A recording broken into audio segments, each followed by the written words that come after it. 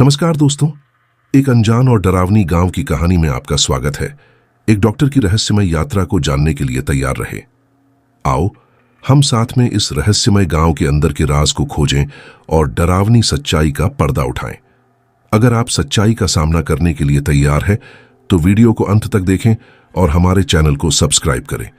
तो ध्यान दें, यह एक कहानी है जो आपके होश उड़ा देगी और शायद आपकी नींद भी उड़ा दे। आनंद ब्रह्म भट्ट की MBBS यह इसी साल पूरा हुआ है। अब वह डॉक्टर बन गए थे। एक नियम था कि नए डॉक्टरों को पहले 3 साल किसी सुदूर गांव में चिकित्सा का अभ्यास करना पड़ता था। लेकिन क्या इस गांव में कुछ और है जो अनजान है? गरीब परिवार में जन्म लेने की खुशी के लिए 5 लाख जैसी रकम जुटाना अकल्पनीय था। क्या आनंद को इस गांव का असली राज पता चलेगा? वह झांझरवाड़ गांव में तैनात थे, एक गांव जहां छिपा है अजीबोगरीब राज। जूनागढ़ से लगभग 20 की मी दूर झांझरवाड़ गिर के सुरम्य जंगलों के बीच बसा हुआ था। क्या इन जंगलों में कुछ अनजान छुपा हुआ है? झांझरवाड़ा बहुत ही शांत और खुशनुमा गांव था, जहां केवल कुछ ही खोरदे थे। लेकिन क्या यह गांव इतना खुशनुमा है जितना दिखता है? मालधारी परिवार मुख्य रूप से पशुपालन में लगे हुए बिखरे हुए नेस्टा जैसे घरों में रहते थे। क्या यह परिवार सिर्फ पशुओं के साथ ही नहीं बल्कि कुछ और भी पल रहा है? आनंद अपना बोरिया बिस्तर लेकर झांझरवाड़ पहुंचे। लेकिन क्या गांव के लोग उनका इस्तेमाल करने की इजाजत देंगे? गांव के मुखिया बेचर भाई ने उनका गर्मजोशी से स्वागत किया और फिर उन्हें जंगल के सुदूर छोर पर एक घर में ले गए। क्या यह स्वागत है या किसी और का इंतजार है? वह घर यहां का सरकारी अस्पताल था। लेकिन क्या इस अस्पताल का कोई और उद्देश्य है? लगभग आधा बीघे जमीन को कंटीले तारों से ढकते हुए बीच में एक देशी पाइप के साथ एक जर्जर 2 मंजिला इमारत दिखाई दे रही थी। क्या यह इमारत सिर्फ एक अस्पताल है या कुछ और? पहली नजर में यह इमारत किसी मानव हंट जैसी लगती है। क्या पता यह काफी समय से बंद पड़ी हो। लेकिन क्या यह सचमुच मनुष्यों का शरीर नहीं बल्कि कुछ और का अंतिम आवाज है? यह सही है कि नए नए डॉक्टर बने कई युवा यहां आते थे, लेकिन कुछ ही समय में अपना ट्रांसफर कराकर वापस चले जाते थे। क्या उन्हें यहां कुछ ऐसा दिखाई दिया जो उन्हें भागने के लिए मजबूर किया? गांव के लोग भी अब इसकी चपेट में आ चुके थे, इसलिए जब गांव में कोई बीमार पड़ता था तो इलाज के लिए जूनागढ़ जाते थे। क्या इस अस्पताल में अस्पताल की जगह कुछ और है? यहां कोई डॉक्टर आए या ना आए इससे उन्हें कोई फर्क नहीं पड़ता। क्या यह गांव इसीलिए चुना गया है क्योंकि यहां कुछ अजीब है? इसीलिए जब आनंद ब्रह्म भट्ट यहां आए तो केवल औपचारिकता के लिए बेचार भाई भरवाड़ उन्हें अस्पताल ले जाने आए। लेकिन क्या यहां कुछ और भी है जो हम नहीं जानते? अस्पताल की खस्ता हालत देखकर आनंद निराश हो गए। क्या यह अस्पताल सिर्फ रुइयों का खिलौना है? कंटीले तार खोलकर वह परिसर में दाखिल हुआ। लेकिन क्या वह यहां जिंदा बांधने के लिए इंतजार कर रहा है? यहां चारों ओर आम, पीपल और बबूल का साम्राज्य था। लेकिन क्या ये पेड़ और ये जंगल बस वन्य जीवों के लिए ही है? अस्पताल परिसर की जमीन पर सूखी पत्तियों का ढेर बिखरा हुआ था। लेकिन क्या ये पत्तियां कुछ और हैं, कुछ आध्यात्मिक? शांत वातावरण में उसके पैरों के नीचे सूखी पत्तियों के खड़खड़ाने की आवाज किसी भूतिया फिल्म के दृश्य जितनी डरावनी थी। क्या ये गांव सचमुच में जिंदा है या कुछ और छुपा हुआ है? आनंद के मन में विचार कौंधा कि कहीं उसने यहां आकर गलती तो नहीं कर दी। क्या वह अपने आप को समझने के लिए एक अजीब और भयानक सच से मुकाबला करेगा? यहां दिन के उजाले में इतना विभत्स माहौल है, रात में इसका क्या होगा? क्या रात का माहौल और अजीब सीढ़ियों के पीछे कुछ और है? साथ ही यह जगह गांव से थोड़ी दूर और बिल्कुल एकांत वातावरण में थी। क्या ये एक जिंदा गांव है या कुछ और? भूत प्रेत की बात छोड़िए, अगर कोई जंगली जानवर अचानक यहां आ जाए तो वह मदद के लिए किसके पास जाएगा? क्या इस अजीब और खतरनाक गांव में कुछ और बसता है? और अगर वह इसे सच भी घोषित कर दे तो यहां उसकी आवाज कौन सुनेगा? क्या इस गांव में कुछ है जो छुपा है और जो सचमुच में खतरनाक है? आनंद का मन हुआ कि अब वापस चला जाए। क्या वह अपने जीवन के सबसे बड़े गलती को सुधार सकता है? यहां 3 साल क्यों बिताएं? क्या यह गांव किसी अजीब ताकत की चपेट में है? मैं ऐसा काम नहीं करना चाहता। क्या यहां कुछ ऐसा है जो हम सोच नहीं सकते? लेकिन वह 5 लाख रुपए कहां से लाएंगे? क्या आनंद को इस अजीब गांव से बचने का तरीका मिलेगा? उनकी शिक्षा उनके समाज और सरकारी छात्रवृत्ति की सहायता से पूरी हुई। क्या उनका यह सफर सिर्फ एक साहित्यिक कहानी है या इसमें कुछ और है? गरीब माता पिता की इकलौती संतान होने के कारण अब उनके लिए 5 लाख कमाना असंभव था। परन ने मन बनाया और बिल्डिंग की सीढ़ियां चढ़ गया। डॉक्टर साहब, यहां सफाई करानी होगी, साथ ही लाइट का कनेक्शन भी जोड़ना होगा। मैंने अपने लड़के हितला को यह सब बता दिया है, इसलिए वह गांव से 2-4 लोगों को लाता होगा। आज रात मेरे घर पर तुम्हारा सत्कार होगा और कल से तुम इस औषधालय का कार्यभार संभालोगे। बेचार भाई ने आगे बढ़कर दरवाजे पर लटके जंग लगे ताले को खोलते हुए कहा। और हां, गांव के मुखिया का फोन आया था। अगर आप यहां दवाइयों और अन्य सामान की सूची बना लें तो वह इसकी व्यवस्था कर देंगे। यहां लगभग सब कुछ गिरता है, क्या क्या की लिस्ट बनाऊंगा। मन में खुसफुसाता हुआ आनंद अंदर दाखिल हुआ और नीचे ऊपरी मंजिलों को छूता हुआ बाहर आ गया। नीचे भूतल पर अस्पताल और ऊपरी मंजिल पर रहने की अच्छी व्यवस्था थी और दरअसल कुछ ही हफ्तों में वह उस माहौल में रच बस गया था। समय बीतने के साथ साथ उसके मन से यहां आने और अकेले रहने का डर धीरे धीरे दूर होता गया। मुखी के लड़के हितेश और उसके दोस्तों से उसकी अच्छी बनती थी। उनमें से कुछ लोग किसी रात यहां उसके साथ रुके होंगे, इसलिए उसे अब इस जगह पर अकेले रहने का डर नहीं लगता था। तलाती ने बहुत जल्दी काम पूरा कर लिया। उसने जो सूची बनाकर दी उसमें से अधिकांश सामान तीसरे दिन अस्पताल में आ गया। गांव के लोगों ने एकत्रित होकर अस्पताल व परिसर की साफ सफाई की। अब परिसर एकदम साफ सुथरा लग रहा था। रोशनी की भी व्यवस्था हो गई थी। सभी प्रकार से अस्पताल का कार्य सुव्यवस्थित किया गया। डॉक्टर आनंद को भी अब यहां मजा आ रहा था। झांझरवाड़ में, जिसमें केवल कुछ खूरदा थे, उन्होंने अपने दिन ज्यादातर आराम में बिताना शुरू कर दिया। लेकिन वह शांति भ्रामक थी। कुछ तो था जो उसका इंतजार कर रहा था। एक दिन हितेश सुबह सुबह अस्पताल आ धमका। आनंद भा, चलो आज वागडा में घूमने चलते हैं, उसने अंदर प्रवेश करते हुए कुर्सी पर बैठते हुए कहा। सभी दोस्तों ने मिलकर एक योजना बनाई है। पहले तख्तेश्वर महादेव के दर्शन करेंगे, फिर दोपहर तक वहीं घूमेंगे। दोपहर को मंदिर के ग्राउंड में जाएंगे और फिर छलांग लगाएंगे। शाम तक वापस आते रहेंगे। आप आज छुट्टी रखें, फिर भी आज गांव में कोई बीमार नहीं है। हितियो जोर से हंसा।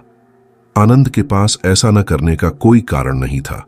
10 बजे तक 3 बाइक पर 6 दोस्त तख्तेश्वर महादेव की ओर चल पड़े थे।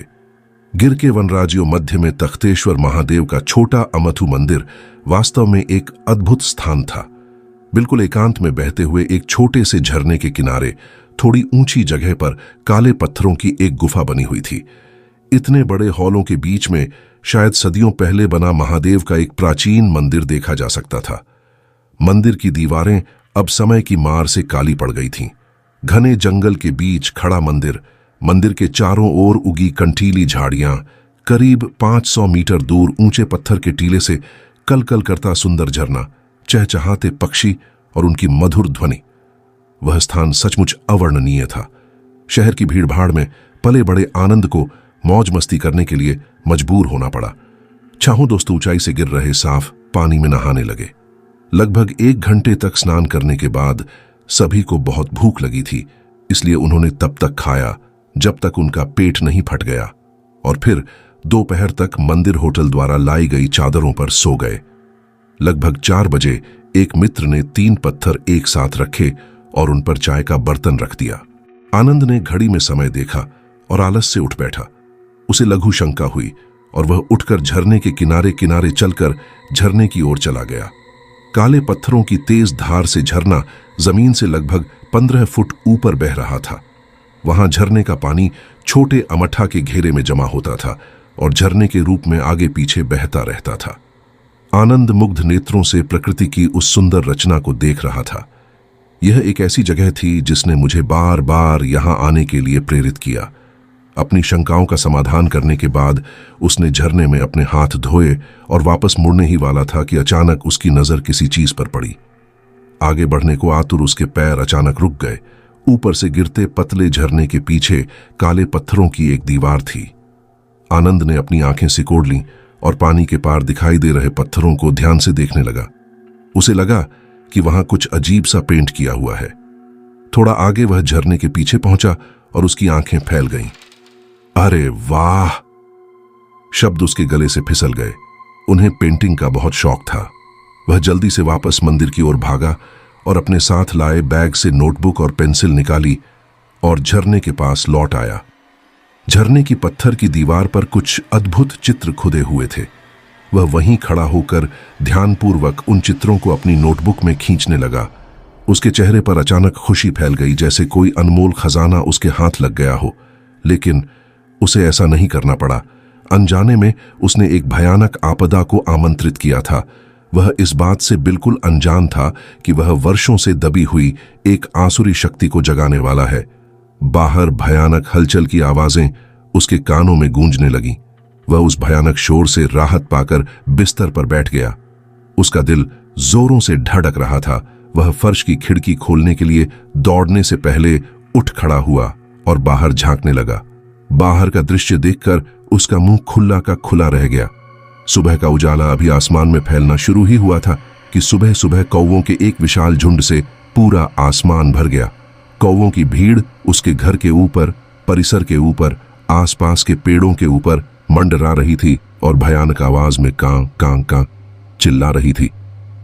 हे भगवान, ये सब क्या है? बुदबुदाते हुए आनंद सीढ़ियों से नीचे भागा और मुख्य द्वार खोलकर बाहर परिसर में चला गया। उसने ऊपर देखा। हजारों कौवे अंधाधुंध उड़ रहे थे, मानो आकाश का अस्तित्व ही न हो, उस पर काला अंधकार छा गया हो। ऐसा विचित्र और भयावह दृश्य देखकर आनंद कांप उठा। उसे समझ नहीं आ रहा था कि वागड़ा जंगल में इतनी बड़ी संख्या में कौवे एक साथ कहां से आए और उसके घर पर क्यों मंडरा रहे थे।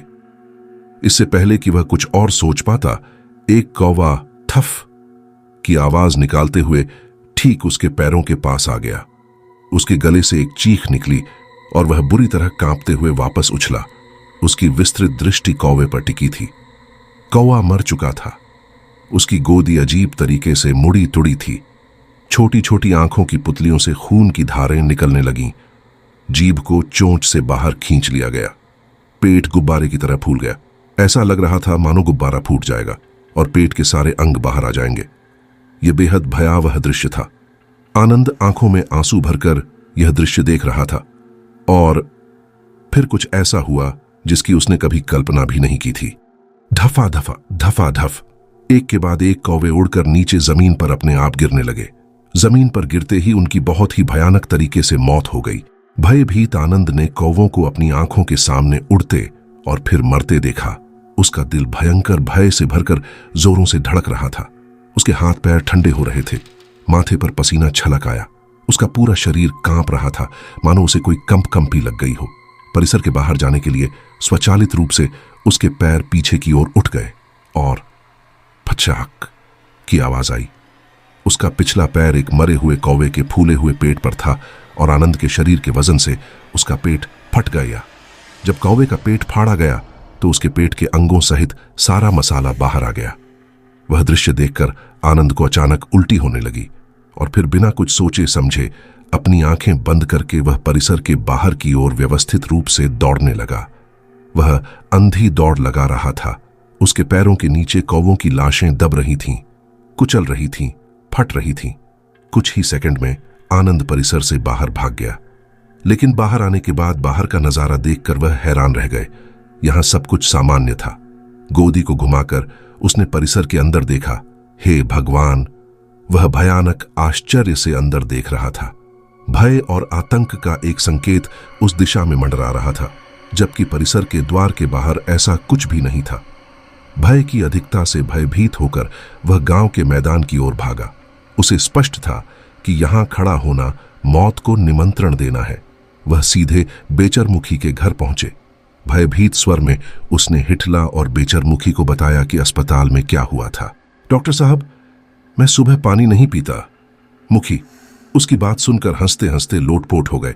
अगर तुम्हें मुझ पर विश्वास नहीं है तो मेरे साथ आओ, आनंद ने मजाक निगलते हुए कहा। कुछ ही मिनटों में पुरुषों का एक छोटा समूह सरकारी अस्पताल की ओर रवाना हो गया। बेचरमुखी, उनका बेटा हितेश, डॉक्टर आनंद व गांव के अन्य युवक सरकारी अस्पताल पहुंचे। आओ डॉक्टर, कौवे कहां हैं? परिसर में प्रवेश करते ही बेचरमुखी ने पहला प्रश्न पूछा। आनंद इधर उधर हेबताई को देख रहा था। उसकी आंखें चौड़ी हो गईं। परिसर में सब कुछ पहले जैसा साफ सुथरा था। कौवों का क्या, उनके छोटे छोटे पंख कहीं नजर नहीं आ रहे थे। आनंद को मालूम था कि उसने यह दृश्य अपनी पूरी इंद्रियों से देखा है। सब कुछ अचानक कहां गायब हो गया। आखिर ये क्या था? वह चौंक गया। लेकिन मैंने जो कहा वह सच था, उन्होंने तर्क दिया। ऐसा लगता है कि अकेले रहकर तुम्हारा मन भ्रमित हो गया है। अब से प्रतिदिन आपके भेरूबंद से कोई न कोई रात्रि में आपका स्वागत करने यहां आएगा। डॉक्टर, ज्यादा सोचना बंद करो और काम पर लग जाओ। बाचर मुखी वास्तव में खुश थे। अरे लेकिन, आनंद कुछ कहने ही वाला था, लेकिन फिर रुक गया। अब उस भयावहता को साबित करने के लिए कुछ भी नहीं था जो उसने अनुभव किया था, और बिना सबूत के कोई भी उस पर विश्वास नहीं करेगा। लेकिन ऐसा क्यों हुआ? क्या अचानक जाग गया कोई भूत, या फिर कोई और वजह थी? वजह थी वे पेंटिंग्स जो आनंद तख्तेश्वर महादेव के मंदिर के पास झरने के नीचे से लाए थे। वे तस्वीरें भयानक थीं। आनंद ने सचित्र पुस्तक अपनी मेज पर रख दी। कल रात उस किताब के पन्ने अपने आप खुल गए और उन तस्वीरों की शक्ल में एक चकाचौंध रोशनी पैदा हो गई। आनंद गहरी नींद में सो रहा था, इसलिए उसे पता ही नहीं चला कि उसके कमरे में क्या हो रहा है। लेकिन उस रोशनी की चमक कमरे की खिड़की से रोशनी बनकर निकली और कहीं अंधेरे में घने जंगल में गायब हो गई। सुबह सुबह झांझरवाड़ के सरकारी अस्पताल में एक भयानक आपदा के रूप में कौवों का हमला हुआ। केवल आनंद ने उस खतरे का एहसास किया, जबकि गांव के अन्य लोग उसकी बातों पर हंसे। यह एक गंभीर स्थिति थी। उस रात हितेश और उसके दोस्त आनंद के घर पर रुके थे। वे पहली मंजिल पर बनी शयन कक्ष में सो रहे थे। आधी रात के करीब एक आवाज सुनाई दी, जैसे कुछ टूट गया हो या अचानक कुछ हिल गया हो। सबसे पहले आनंद की आंखें खुली। हालांकि उसे सुबह की अजीब घटना से डर लग रहा था, लेकिन अब कमरे में होने वाली गतिविधि ने उसके दिल को जोर से धक्का दिया। उसने हितेश को जगाया, जो गहरी नींद में था। हितेश, क्या तुम्हें वह आवाज सुनाई दी? आनंद ने अंधेरे में आंखें मूंद कर कहा। हां, लगता है कुछ हिल गया है, हितेश ने कहा। लेकिन उनका दोस्त मनियो अभी भी गहरी नींद में सो रहा था। हितेश का दिल और तेज हो गया। धीरे धीरे वह हवा में हो रही हलचल को सुन सकता था। हितेश, मुझे भूतों से डर लगता है। अचानक आनंद हितेश के पास आया और उसका हाथ पकड़ लिया। पसीना उसके शरीर से टपकने लगा। डरो मत, मैं हूं तुम्हारे साथ, हितेश ने धीरे से कहा। उसे गले लगाया और फिर अंधेरे में चिल्लाया, कौन है वहां? जो भी है बाहर आओ। और फिर कमरे में हलचल मच गई। पूरा कमरा अजीब सी आवाजों से भर गया, मानो बहुत से लोग सीढ़ियों से ऊपर चढ़कर ऊपरी कमरे में इकट्ठा हो रहे हों। आनंद और हितेश डर गए और एक दूसरे से झटिल गए। मनियो को अभी भी गहरी नींद में सोते हुए इस आतंक का अंदाजा नहीं था। हिताला, क्या हो रहा है? आनंद बहुत डर गया था। वह चाहता था कि वह यहां से उठकर भाग जाए। उसने नम्रता दिखाते हुए अपने घुटने मोड़े, जबकि एक कोने में रखी उसकी नोटबुक अपने आप खुल गई। नोटबुक के पन्ने फड़फड़ाने लगे और एक तेज रोशनी का गोला हवा में उछल गया। जलती हुई निगाहें दोनों दोस्तों को देख रही थीं, जैसे वह उन्हें अपनी आंखों से ही निगल लेगी। और फिर अचानक वह हवा में उड़ी, उड़कर आनंद और हितेश के चेहरे के बिल्कुल करीब आ गई, मानो बहुत तेजी से उड़ रही हो। उसके चेहरे के बिल्कुल करीब आकर रुक गई। उसकी जलती हुई निगाहें बारी बारी से दोनों दोस्तों के चेहरों पर गईं। उन आंखों में भयानक आग जल रही थी। और फिर वह हंसी। अगली सुबह यह बात पूरे गांव में जंगल की आग की तरह फैल गई। पूरा गांव अस्पताल परिसर में इकट्ठा होकर खूब शोर मचा रहा था। गांव के मुखिया बेचर भाई को कुछ समझ नहीं आया। कल डॉक्टर ने जो कहा उस पर उन्हें विश्वास नहीं हुआ, लेकिन अब उनका बेटा हितेश खुद कल रात हुई भयानक घटना के बारे में बता रहा था, तो वह असमंजस में थे। इतने सालों में पहली बार इस गांव में ऐसी घटना घटी। भले ही यह अफवाह थी, लेकिन इसने लोगों के मन में संदेह और डर पैदा कर दिया था, इसलिए उन्हें इसका समाधान करना जरूरी लगा। उन्होंने तुरंत अपनी कुलदेवी माताजी भुआ को बुलाया और उनसे इस समस्या का समाधान करने का अनुरोध किया। अधेड़ उम्र पार कर चुके भुवो जसांग ने सबसे पहले सरकारी अस्पताल का चक्कर लगाया। फिर वह अस्पताल में दाखिल हुआ और सीधे ऊपर के कमरे में पहुंचा और उस कोने का ध्यानपूर्वक निरीक्षण किया जिसमें भयानक सियान फड़फड़ा रहा था। वहां एक मेज थी और मेज पर एक नोटबुक खुली हुई थी। उस नोटबुक में बने विचित्र प्रकार के चित्र देखकर उसकी भौहें सिकुड़ गईं। वह आनंद से पूछता है कि ये चित्र किसने बनाए। आनंद ने उन तस्वीरों के पीछे की पूरी कहानी जसंग भूवा को बताई। जसंग को एहसास हुआ कि कल रात की घटना के पीछे इन तस्वीरों का जरूर कुछ योगदान होगा। वह तुरंत आनंद और उसके दोस्तों को अपने साथ ले गया और वे सभी तख्तेश्वर महादेव के मंदिर के पास झरने पर आए। आनंद ने भूवा को झरने के पीछे पत्थरों पर उकेरे हुए चित्र दिखाए। जसंग भूवो अत्यंत कोमल माया थी। उन्होंने अपना लगभग पूरा जीवन ऐसी स्थितियों को सुलझाने में बिताया। यहां आकर उन तस्वीरों को देखने के बाद उन्हें तुरंत एहसास हुआ कि डॉक्टर आनंद ने गलती से एक सोते हुए भूत को जगा दिया है। आनंद को पता ही नहीं चला और वह हताश मन से गांव आ गया। जासंग भूवो को आश्चर्य हुआ कि यहां ऐसे चित्र किसने बनाए होंगे। गांव वाले तो कई बार यहां आए होंगे और सभी ने ये तस्वीरें इकट्ठी भी की होंगी, लेकिन आनंद ने इन तस्वीरों को अपनी नोटबुक में बना लिया था और अपने साथ गांव ले आया था। अनजाने में उसने सामने से एक आपदा को आमंत्रित किया, लेकिन यह एक शक्तिशाली भूत था। फिर उसने कई अदृश्य शक्तियों को अपने वश में कर लिया। उन्होंने तुरंत तख्तेश्वर महादेव के दरबार में अपनी विधि शुरू की।